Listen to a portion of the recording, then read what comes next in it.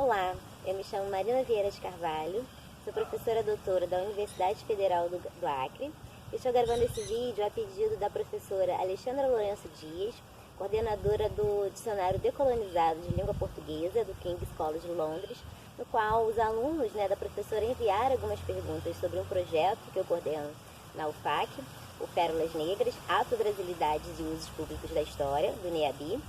E então eu estou respondendo nesse vídeo as perguntas enviadas. A Ana, ela falou o seguinte: gostei muito do projeto e acho que é algo que poderia ser muito útil aqui em Londres também. Como nasceu o projeto? Foi difícil encontrar informação sobre essas pessoas?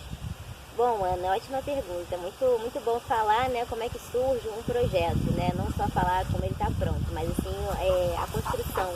Eu entrei para a Federal do Acre no final de 2019 e assim que eu entrei para a universidade, eu entrei também para o NEABI. NEABI são os núcleos de estudos afro-brasileiros e indígenas, que existem vários núcleos em diferentes universidades do Brasil.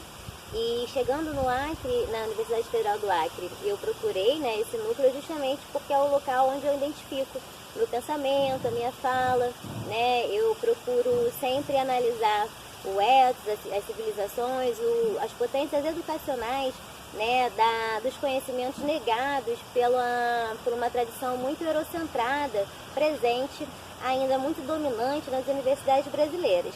E na primeira reunião do NEABI, eu escutei as ideias dos pesquisadores, dos integrantes do projeto, e uma das ideias foi justamente criar vídeos educativos sobre personalidades negras da história do Brasil, e que fossem direcionados a um público amplo, numa linguagem acessível, bem de acordo com as grandes mídias. O autor original da ideia, o Renis Ramos, ele propôs esse projeto de personalidades negras para divulgar no YouTube, justamente para ser uma linguagem acessível a um público amplo, e não encastelado apenas ao público universitário. E de 10 ideias apresentadas, eu me encantei muito com essa ideia, justamente porque eu já queria trabalhar com as grandes mídias, as mídias digitais, a história pública, justamente por compreender a potência de entrelaçar os conhecimentos da universidade com as demandas da própria sociedade, os movimentos sociais em torno da temática antirracista. Eu escrevi um projeto atrelando ele a um quadro teórico-metodológico, tanto da decolonialidade como da história pública. A decolonialidade para pensar essas personagens para além das tradições eurocêntricas, e a história pública justamente para poder construir um material do Pérolas Negras, não apenas dentro da universidade, mas para dialogar com o público-alvo, com as pessoas envolvidas com os personagens que a gente está criando. Então, a decolonialidade e a história pública, elas vão formar esse amparo teórico-metodológico. De lá para cá, o projeto ele foi crescendo muito, hoje em dia ele tem diferentes equipes de trabalho, tem artes, edição, gravação, legendas, internacionalização. E toda vez que a gente precisa de algo que a gente não consegue dar conta naquele momento, pela história pública, a gente faz chamadas públicas, convidando pessoas interessadas a participar do projeto, tanto em relação à construção do roteiro em coautoria com pessoas ligadas às vidas dessas personalidades que a gente está estudando. Por exemplo, tem pessoas de terreiros de candomblé, personalidades de terreiros de candomblé, que a gente vai conversar com o terreiro, ou com o quilombo, ou mesmo com a família da pessoa, como também para compor a equipe de trabalho. Então, a gente precisava de mais artistas, vamos fazer arte das Pérolas Negras, A gente fez uma chamada pública para artistas, assim como para internacionalização, para profissionais de inglês, de espanhol, para internacionalizar o projeto. Outra questão que a Ana tinha perguntado era se foi difícil de achar essas vidas.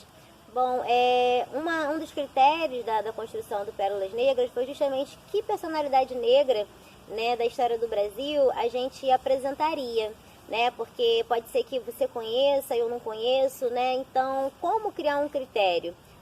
O critério criado foi justamente uma personalidade histórica que não tenha alguma produção próxima no YouTube. Então a gente fez uma pesquisa na época da construção procurando, né, em diferentes momentos da história do Brasil, diferentes atuações na história do Brasil, e que não tivesse, então, um material educativo no YouTube já pré-selecionado, já formado, né? E a partir disso a gente foi compondo as personalidades que entraram para o projeto. O Hector perguntou quais são os principais objetivos do projeto. O objetivo geral do projeto é justamente criar um conteúdo educativo sobre personalidades negras da história do Brasil que foram atuantes, protagonistas em suas épocas, porém elas foram invisibilizadas, silenciadas, né, ao longo do tempo, e também pela escrita da história tradicional, né, que ainda não é muito tomada por estereótipos e invisibilizações da experiência negra no Brasil. Eu fui professora de muitos anos no ensino básico, né, e é uma dificuldade muito grande encontrar material educativo no livro didático, né? E durante a construção do projeto, né, muita dessa experiência ela vai aparecendo em relação à especificidade da experiência negra no Brasil, né? Por exemplo, em relação às artes, né, à música, às religiosidades, espiritualidades, como marca uma experiência muito diferente, né, da tradicional, como a política está presente nas artes, a política está presente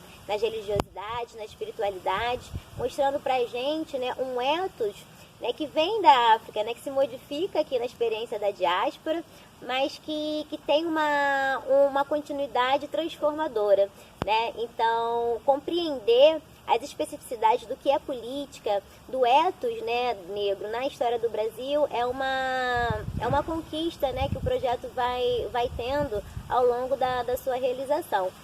O José Ferraz pergunta: o que te motivou a criar esse projeto? Como você vê ele se desenvolvendo? Bom, até respondi um pouquinho dessa pergunta na primeira, né, a pergunta feita pela Ana, de como foi criado esse projeto, né, e os motivos que me levaram a criar esse projeto.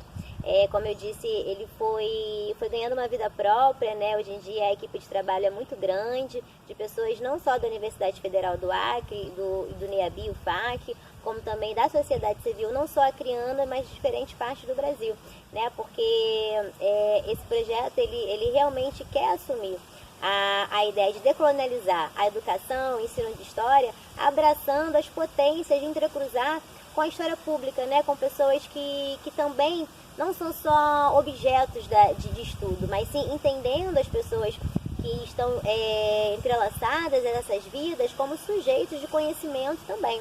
Então a gente faz coautoria, né, com as pessoas que a gente conversa para lançar uma patente em coautoria, seja dos livros, dos materiais de arte que a gente também está criando, né? Então eu vejo o desenvolvimento desse projeto como algo muito, muito potente, né?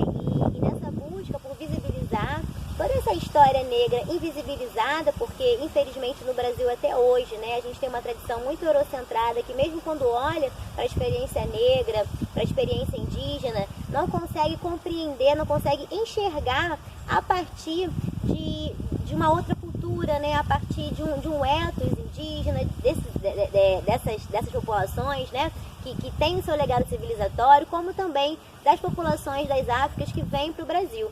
Então, compreender essas vidas, né, identificando essas culturas que estão presentes ainda hoje no Brasil, apesar de silenciada pelas tradições de poder, relações de saber-poder dominantes, elas estão presentes e atuantes, e elas precisam então ser conhecidas, né, não só do público brasileiro, mas no público mais amplo possível, porque quanto mais diferenças, né, a gente apresentar da experiência humana, mais possibilidades da gente construir uma sociedade realmente democrática, no qual o respeito à vida de todos, né, não seja só um sonho, mas seja um sonho perseguido todos os dias, né? Então, o Pérolas Negras, Afro-Brasilidades e Usos Públicos da História, além de ser um projeto acadêmico, é um projeto também de vida, é um projeto de desejos e sonhos de muitas pessoas que estão envolvidas nessa proposta. A Kiara, ela pergunta: o que pretende mudar com esse projeto no Brasil? O que ambiciona no mundo com esse projeto? Bom, nós pretendemos, né, os nossos desejos e sonhos são muitos, né? Principalmente transgredir a democracia racial brasileira, né, sem compreensão do que é o racismo estrutural presente em todos os níveis da sociedade e também, né, na educação, seja nas escolas ou nas universidades, quando a gente tem um currículo, por exemplo, de história, ainda que segue o currículo francês do século XIX, né? A linha de tempo que é criada no século XIX na França para o ensino de história, a gente segue até hoje, não só nas escolas, como nas universidades. Então, Pérolas Negras, Afro-Brasilidades e Usos Públicos da História é uma forma de contar essas histórias a partir de outras perspectivas, a partir de outros pontos de vista, né? Porque essa história, além de seguir, né, uma experiência humana que não parte de uma posição situada, ou seja, do Brasil, não só do Brasil, a partir das diferentes regiões do Brasil, né? Porque o Brasil é um país gigantesco. Então, além de não partir de uma história situada, compreendendo as especificidades do local, né, onde está se construindo, ela também é cheia de estereótipos e preconceitos dessa incompreensão, né? Então, quando a gente vai compreender a experiência negra, é ou vitimizado, é o escravo, ou é um herói resistente, né? Não que de uma forma sobre-humana, né? Então tem o zumbi, então o zumbi é um caso à parte. E o zumbi precisa ser lembrado, honrado, é um ancestral muito importante. E tantos outros zumbis e dandaras, né? Presentes na experiência histórica brasileira. Então, Pérolas Negras, ele pretende transgredir essa tradição, né, apresentando outras possibilidades de construção do conhecimento, de compreensão dessas experiências, né, para transgredir e resistir às relações de poder dominantes que historicamente são construídas, né? Essa é a importância da consciência histórica, do conhecimento, entender que as coisas não são assim porque são, né? Existem sempre escolhas que estão no tempo, né? E então percebendo, né, essas experiências como uma forma de resistir a um sistema global, né, que é patriarcal, é racista, é colonizador ainda, né, hoje em dia no seu momento pós-moderno. Não só no Brasil, realmente, como no mundo, porque essas relações de poder, né, que formam a nossa modernidade, elas organizam o sistema mundo global, né? Então, pensar como esse passado afeta e molda, né, a nossa atual realidade é uma potência educativa que a consciência histórica, ela é autônoma e crítica, né, ela pode apresentar a nós sujeitos dessa experiência. Então, aqui em Abya Yala, não vou dizer América, porque um dos movimentos, né, uma das reivindicações é justamente criar outras identidades, que não seja apenas refém de um nome dado por um outro, né, o colonizador. Então, por exemplo, o movimento indígena, né, ele reivindica outro nome para essa terra em que a gente está. E um dos nomes mais atuantes é Abya Yala, né, que vem do povo Kuna, um povo indígena da parte central do nosso continente, que significa terra plena, terra madura, né? Então, aqui em Abya Yala, a gente, dentro da decolonização, a gente quer pensar como essas feridas, essas violências, né, que vem desse legado violento da colonização, de expropriação e de desumanização, né, dos seres humanos que tinham outras culturas, enfim, como a gente pode repensar o nosso mundo. A partir desse questionamento, procurando compreender, então, o legado civilizatório, cultural, educacional, filosófico, científico dessas comunidades indígenas, dessas comunidades africanas que vêm para Abya Yala, né? E isso realmente não é um movimento apenas para nós, sujeitos do sul global, né? Porque a partir da modernidade, a ocidentalização do mundo, ela é presente, né? Então, está todo mundo vivenciando muitos problemas, né, que está nessa tradição histórica, que parece que a gente não tem imaginação epistemológica, política, sociológica, religiosa para resolver os nossos problemas com relação, por exemplo, à natureza, né? O que será que as comunidades indígenas e as diferentes comunidades tradicionais africanas e afrodiaspóricas podem nos ensinar a nossa relação com a natureza, a relação com a natureza e os outros seres humanos, né?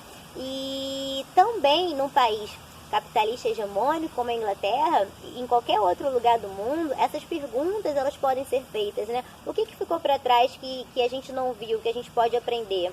Por que a gente está seguindo esse esquema que está nos violentando? Né? Então são perguntas que podem ser feitas e podem gerar outros conhecimentos, outras formas de atuação no mundo, na vida, dentro de si e fora também, mas que aí eu deixo para vocês, sujeitos dessas experiências do norte global, pensar o que seria, né, a potência decolonial aí no norte. A Rachel diz: Cara Marina, gostei muito da iniciativa. Foi um prazer também ouvir dos próprios estudantes. Me fez pensar que seria uma boa ideia fazer algo parecido aqui em Londres, para aprofundar nossa consciência da história negra. Queria perguntar qual é o significado e a importância do título do Pérolas Negras. Bom, Pérolas Negras é uma expressão conhecida aqui no Brasil porque tem músicas, tem poemas, e o Rendes Ramos, o autor original da ideia, pensou então usar essa expressão para o projeto. Eu apenas acrescentei, né, ao título o subtítulo Afro-Brasilidades e Usos Públicos da História, justamente para especificar qual tipo de pérolas negras somos, né, o nosso projeto em si.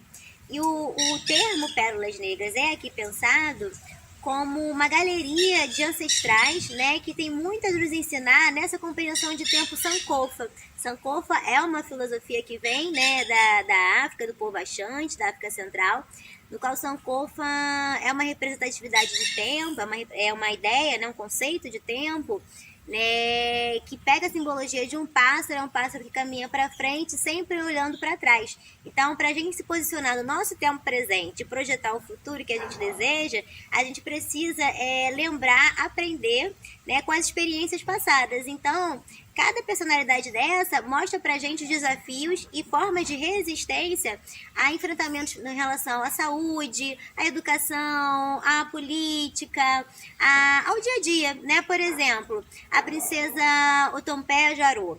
Ela é uma princesa iorubana que vem para o Brasil, ela é neta do rei de Queto. Na história a gente fala muito da vinda do rei de Portugal para cá, né?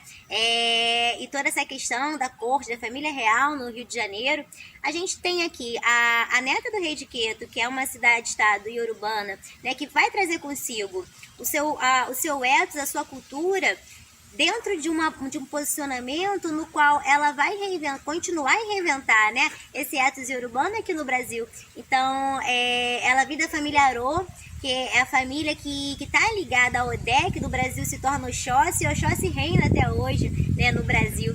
E a gente não consegue compreender, né, as outros príncipes e princesas, né, porque a gente só consegue enxergar a tradição eurocentrada. Ou, por exemplo, a Chico da Costa Machado, né, na qual eu mesma, enquanto pessoa, aprendi muito, porque ela era uma mulher que enfrentou desafios para além da sua condição de mulher, para além da sua condição de escrever sobre erotismo, né, para além da sua condição de nascer economicamente pobre, né. A negritude em Gilca a gente vê tanto em relação à crítica que se faz a ela, né, diferenciando em relação à cor da sua pele, como também na própria poesia da Chico da Costa Machado, que vai colocar para a cena brasileira, vai apresentar para a cena brasileira outro conceito de musas, né? Musas negras, musas de terreiro. Isso vai para a filha dela é uma dançarina, é a primeira a dançar, né, macumba no Teatro Municipal. Então, cada ancestral desse tem muito para nos ensinar e para a gente conhecer da nossa experiência, a potência, né, de transformação para aquilo que a gente precisa para se compreender enquanto sociedade, enquanto sujeitos históricos, né, que não se conformam com as violências e naturalizações de preconceitos que estão aí, né? Mas, como diz o Paulo Freire, o mundo não é, o mundo está sendo. Então, a gente continua nessa esperança ativa, né, de transformação pela educação, né, que é o caminho de construir esse mundo no qual a violência não seja a forma de imperativa, né, de interação e construção dos nossos desejos e sonhos.